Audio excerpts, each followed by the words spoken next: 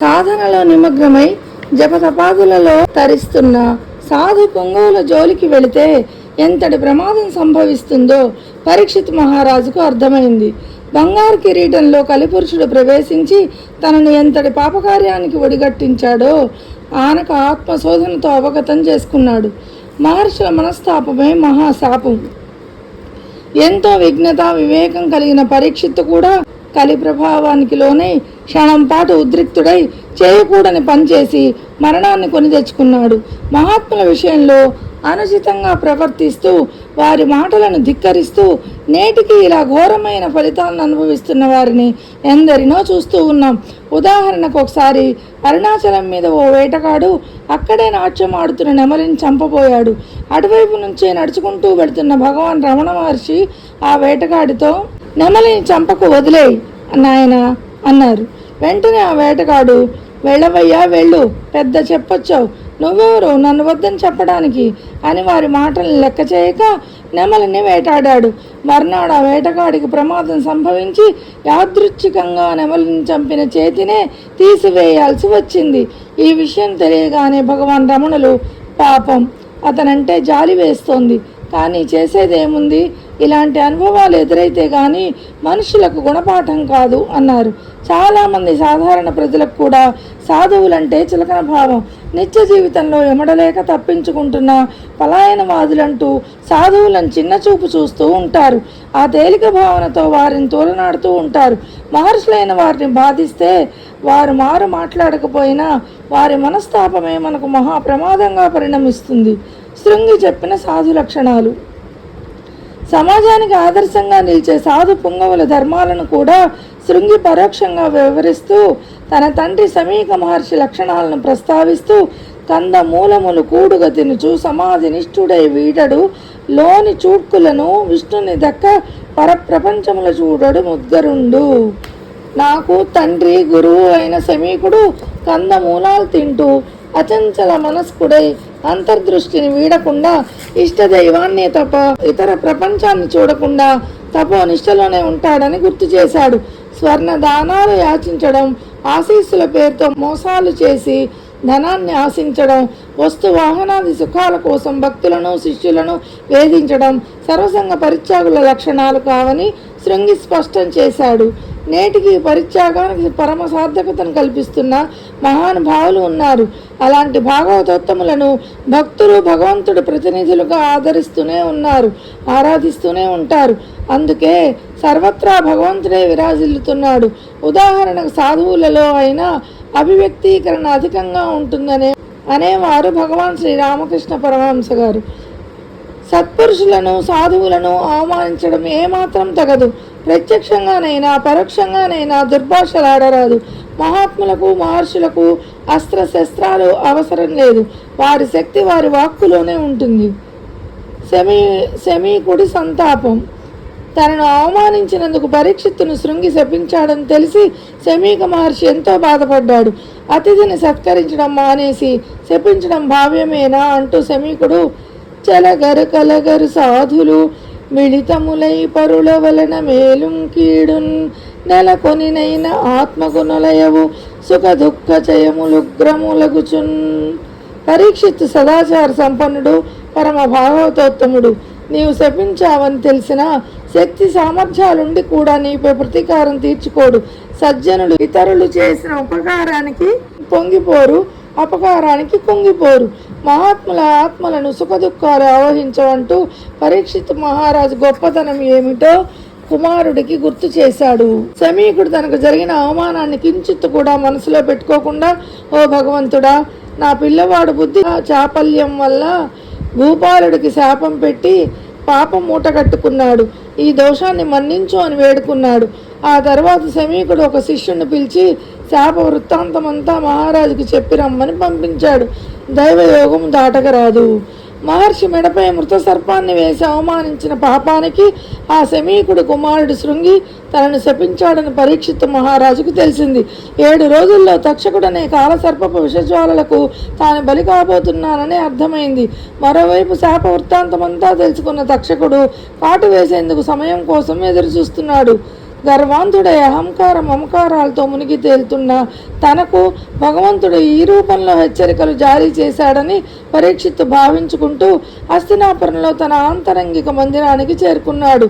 కలి ప్రభావాన్ని విశ్లేషించుకుంటూ ఆ అర్ధరాత్రి ఏకాంతంగా అంతర్మథనుడై ఏటికి వేట ఓయితి మునీంద్రుడు గాఢ సమాధి నుండగా నేటికి తద్భుజాగ్రముననేసితి సర్పశవంబు తెచ్చి నేడేటికి పాప సాహసములిక్రియ చేసితి దైవయోగమున్ దాటగరాదు వేగిరమ తజ్జము కీడు జనించు ఘోరమై. అసలు నేను వేట కోసమని అరణ్యానికి ఎందుకు వెళ్ళాను? ఆ మహాముని నిశ్చల ధ్యాన సమాధిలో ఉన్నప్పుడు మృత సర్పాన్ని తెచ్చి ఆయన మెడలో ఎందుకు వేశాను? ఈ విధమైన పాపకార్యాన్ని ఎందుకు చేశాను? ఇదంతా కలి ప్రభావం. దైవ సంకల్పాన్ని ఎవరూ అతిక్రమించలేరు. చేసిన పాపానికి శిక్ష అనుభవించ తప్పదని నిశ్చయించుకున్నాడు. మనస్సులో ఎలాంటి విషాదానికి వికారానికి తావివ్వకుండా కలి కలుషాలన్నిటినీ కడిగివేసే దివ్యమైన గంగా తీరంలో ప్రాయోపవేశం చేసి ప్రాణాలు విడవడానికి ఆ మహారాజు సంకల్పించుకున్నాడు. మరణం ఆసన్నమయ్యే సమయంలోనూ చెదరని ధీరత్వాన్ని చాటుకున్నాడు. మనిషి ఆకస్మికంగా అనివార్యంగా ఎదుర్కోవాల్సిన సహజమైంది మృత్యువు. ఆ సమయానికి ఎలా సిద్ధపడదామన్న దానిపైనే మన ధీరోదాత్తత ఆధారపడి ఉంటుంది. అందుకే మరణం ఆసన్నమవుతున్న వేళ ఆ రాజసత్తముడు తన చిత్తాన్ని గోవింద పదాయత్తం చేసి సర్వసంగ పరిత్యాగి మౌనంగా కూర్చున్నాడు. సర్వేశ్వరుడి సంకల్పం. ఆ పాండవ పౌత్రుడు ఎలాంటి సంశయాలు లేకుండా శాప ఫలమైన మృత్యువును మనసారా అంగీకరించాడు. పాము పడగ కాటును తప్పించుకునేందుకు ప్రత్యామ్నాయం కోసం ప్రయత్నించలేదు. నిజానికి అలా తప్పించుకోవాలని శతవిధాల ప్రయత్నించిన సర్వేశ్వరుడి సంకల్పం సడలిపోదు. ఒకసారి యమధర్మరాజుకు పరమశివుడితో పనిపడి హిమాలయాల్లోకి కైలాసానికి వెళ్తాడు. శంకరుడి దగ్గరకు వెళ్ళబోతూ అక్కడే ఓ పక్కన కీచుకీచుమంటున్న పిచ్చుక వంక చూసి ఆశ్చర్యంగా ముఖం పెట్టాడు. యముడు తనను ఎందుకలా చూశాడా అని ఆ పిచ్చుక భయపడుతూ పక్షిరాజైన గరుత్మంతుడి దగ్గరకు పరిగెత్తుకొని వెళ్తుంది. యముడు తన ప్రాణాలను తీసుకువెళ్ళక మునిపే తనని కాపాడమని వేడుకుంటుంది. ఆ పక్షి మీద జాలితో గరుత్మంతుడు వెంటనే దాన్ని రెక్కలపై కూర్చుని పెట్టుకుని కన్యాకుమారిలోని సముద్ర తీరంలో వదిలి వస్తాడు. ఇంతలో యమధర్మరాజు శివుడితో మాట్లాడి బయటకు వస్తూ ఆ పరిసరాలను ఆసక్తిగా చూస్తుంటే అక్కడే ఉన్న గరుత్మంతుడు ఏమీ తెలియనట్లు ఎవరి కోసం చూస్తున్నావు అని అడుగుతాడు. అప్పుడు యముడు ఇక్కడ ఓ పిచ్చుక ఉండాలి, అది ఏమైందా అని చూస్తున్నాను అంటాడు.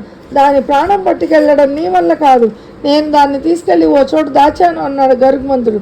నేను తీసుకువెళ్ళడానికి కాదు, అసలు ఈ క్షణంలో అది కన్యాకుమారిలో సముద్ర తీరంలో ఓ విలుపాడి బాణానికి మరణించాల్సి ఉంటే ఇక్కడ ఎలా ఉందా అని నాకు ఆశ్చర్యం కలిగిందని చెప్పి యముడు వెళ్ళిపోయాడు.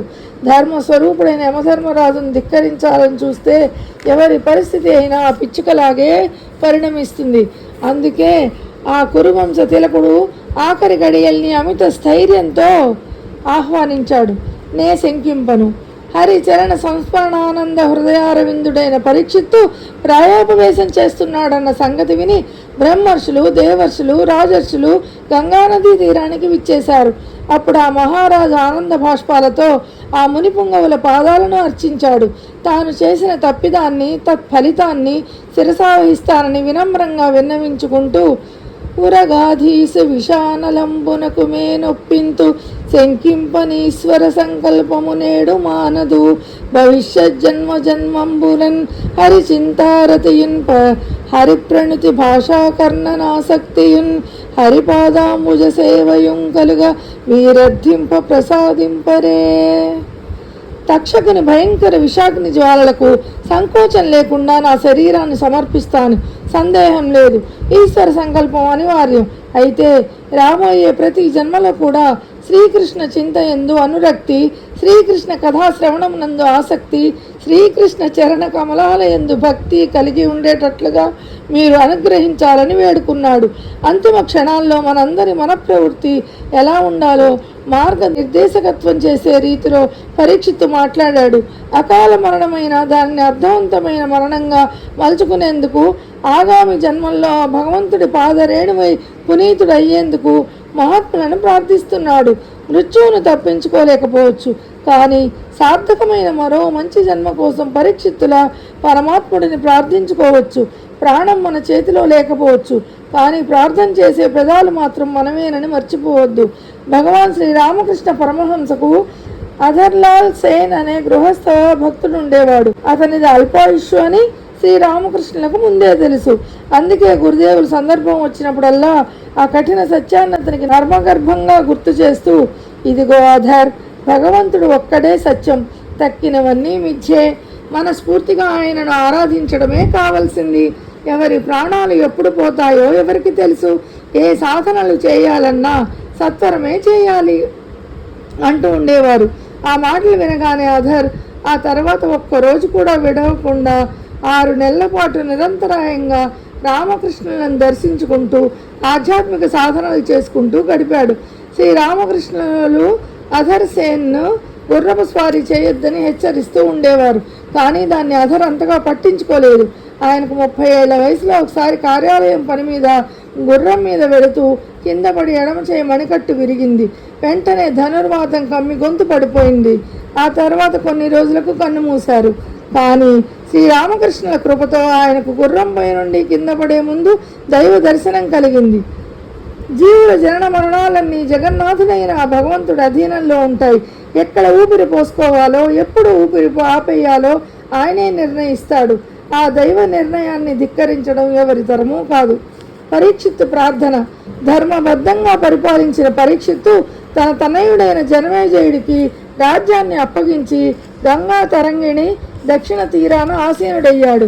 రాబోయే జన్మలకు భగవద్భక్తి సౌభాగ్యం సంప్రాప్తించాలని ప్రార్థిస్తూ వశిష్ఠాది మునులందరినీ ఉద్దేశిస్తూ, చూడుడు నా కళ్యాణము, పాడుడు గోవిందు మీది పాటలు దయతో, ఆడుడు భరిభక్తుల కథలే లేడ హములలోన ముక్తికేగనిచటన్. నా శ్రేయస్సును కాంక్షించండి, కమలాక్షణ లీలలు గానం చేయండి, హరిభక్తుల చరిత్రలు వినిపించండి, 7 దినాలలో సంసార శృంఖలాలు తెంచుకునేలా అనుగ్రహించండి అని ప్రార్థిస్తున్నాడు. ప్రాణంపై కానీ పుత్ర కళత్ర మిత్రులపై కానీ ప్రీతి లేకుండా కేవలం భగవంతుడిపైనే ధ్యాసతో తన అంతిమ గడియలకు ఆహ్వానం పలుకుతున్నాడు. ఇలా మనం కూడా మృత్యుదేవత తలుపు తట్టినప్పుడు మన జీవిత పూర్ణ పాత్రను మనస్ఫూర్తిగా అర్పించేటందుకు సిద్ధంగా ఉండాలి. అనవసర తాపత్రయాలు మానుకొని పిల్లలకు పెళ్ళిళ్ళు కాలేదు, పై అంతస్తు పూర్తి కాలేదు, సమాధి కడతారో లేదో, సంవత్సరికాలు చేస్తారో లేదో అలాంటి ఆలోచనలు మానుకుని ప్రశాంతంగా పరీక్షిత్తుల పరమాత్మ స్మరణతో మరణాన్ని ఆహ్వానించాలి. శుభము సాంఖ్యయోగము. ఆ పాండవ పౌత్రుడు వేసిన ప్రశ్నలకు ప్రత్యుత్తరం కోసం ఆ సంశయమేంద్రులందరూ సమాలోచనలు జరుపుతూ ఉన్నారు. ఇంతలో పరీక్షిత్తు పుణ్యఫలంగా ఆ గంగా తీరానికి వైరాగ్యమూర్తి వేదవ్యాస నందనుడు సుఖయోగీంద్రుడు విచ్చేశాడు. మహారాజుతో సహా మహర్షులందరూ ఆ మునిపుంగవుడికి సాదర స్వాగతం పలికి సుఖాసీనుణ్ణి చేశారు. పరీక్షిత్తు ఆ పవిత్రమూర్తిని పలు విధాలుగా ప్రస్తుతించి తన పరిస్థితిని వివరించాడు. మరణం అనివార్యమైన ఈ వేళలో ముక్తి మార్గాన్ని చూపమని ప్రార్థించాడు. ఎవరో పుణ్యాత్ములకు తప్ప అందరికీ మరణం ఆసన్నమయ్యే వేళ ఇలాంటి భాగ్యం కలగదు. అందుకే భగవంతుడు మనిషికి ముక్తిని ప్రసాదించేటప్పుడు అతడికి సాధు సాంగత్యం కల్పిస్తాడు. తనను పొందడానికే అతడి మనస్సు వ్యాకుల పడేటట్లు చేస్తాడు అనేవారు భగవాన్ శ్రీరామకృష్ణ పరమహంస. అలా కాక ఆత్మాన్వేషణ ప్రసక్తే లేక సంసార భోగాల్లోనే మునిగి తేలుతున్న లౌకికులు జనన మరణ చక్రాల్లో తిరుగాడుతూనే ఉంటారు. పలికేటిది భాగవతంలోని మొదటి స్కందం సంపూర్ణం.